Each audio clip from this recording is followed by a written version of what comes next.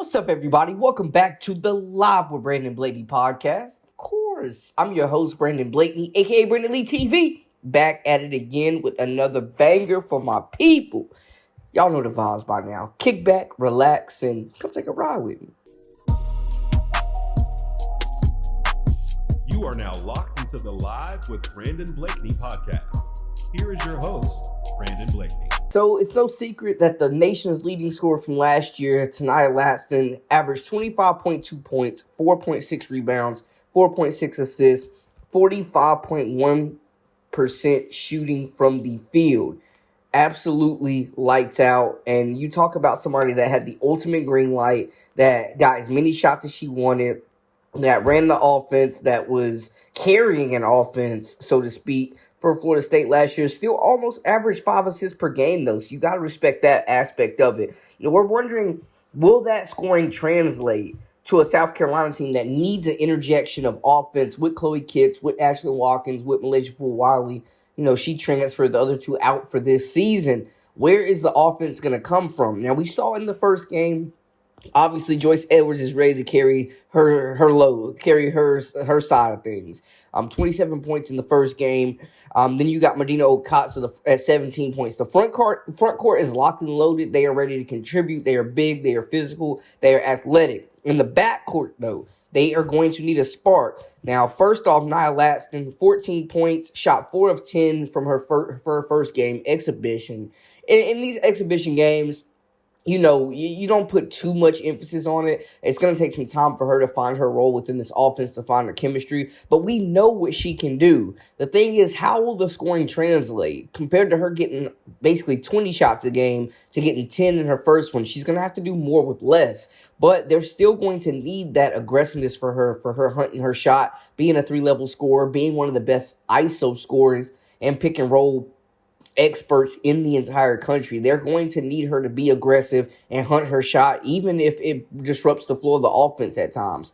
We've seen last season where it was multiple times that South Carolina started off slow, needed a spark, shot clock was breaking down.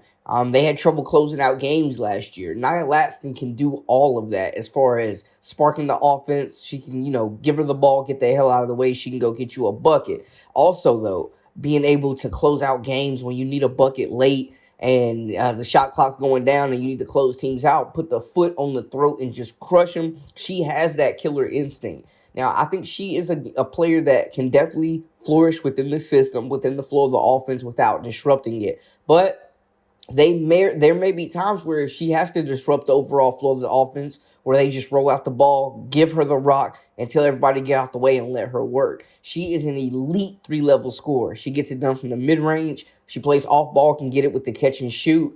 I think a big thing about her game is she doesn't have to dominate the basketball to score it. She can move off ball, she can come off screens, and she's ready to be that catch and shoot artist, that sniper from deep. But she's also really good on ball. She's a creator for other players as well, so they're going to need more than her scoring. But will she get the shot attempts that she's used to getting? I think, 15 shots for her a game isn't really out of the order. I don't feel like that's overdoing it. I don't think that's overextending. I think she needs to lead this team in shots as far as guards every single night. She needs to get her shots, and she will make the most of her opportunities. I think Coach Don Staley has coached so much talent, especially WNBA talent and all these McDonald's All-Americans, that it's nothing new for her to really get all these players to lock in and bring the best out of them. Now, will 25.2 points per game, will we be seeing that? I highly doubt it, but I do think as she gets more comfortable within this system, as she gets more chemistry built with her teammates, Raven Johnson, Maddie McDaniel, Agot Makira, we saw play some point guard, lead this team in assists. They will work to get her the basketball. She will get transition buckets. They will create space for her, and she will open up driving lanes for the slashers as well as prevent the bigs on this team from getting collapsed on. So I think, it's yet to be seen the heights that she will accomplish. I do see more of like 17 points per game being more realistic than 25.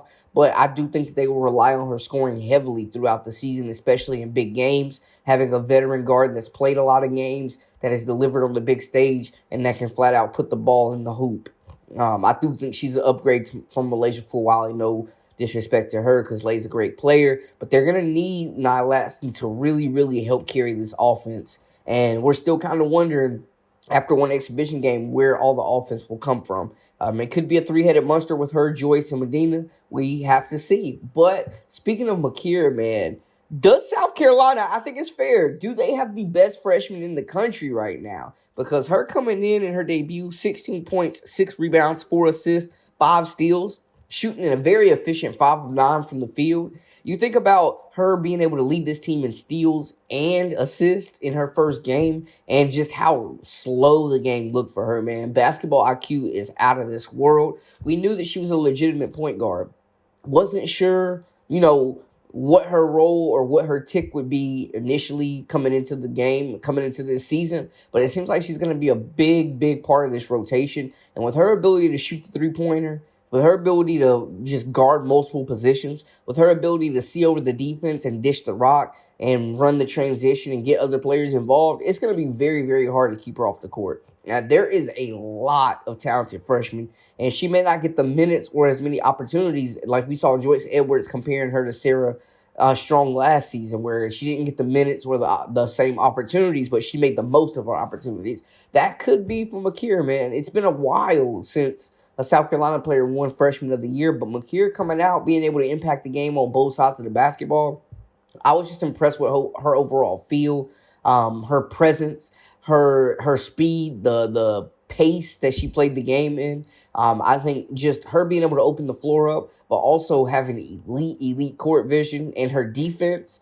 Defense is the quickest way to get you on the floor as a freshman with Staley. But, I think that she will be a major contributor, and she seems ready to take on the added pressure that this team will need, down a couple of bodies. I'm not going to read too much into it. I know it's just an exhibition game, but just seeing the poise and her presence on both ends and her tenacity, that competitive edge, I think it's going to be very hard for her to be kept off the court. I think she's going to earn minutes immediately, and I think her size and her length just provides versatility to where they could throw a lot of different lineups on the floor depending on who the matchup is on that side of the basketball. But as far as freshmen I've seen this year, there's going to be Sienna Betts, who's battling an injury right now.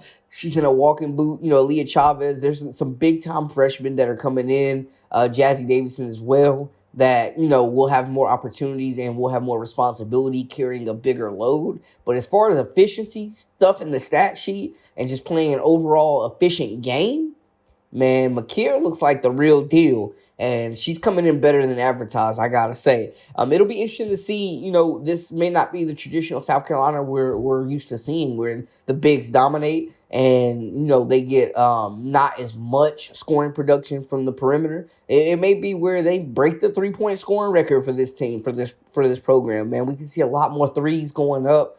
Agot played exceptional. She looks like she's going to be unstoppable, but it's also against Anderson. Joyce Edwards looks like she's going to be a force for the entire nation this year to deal with.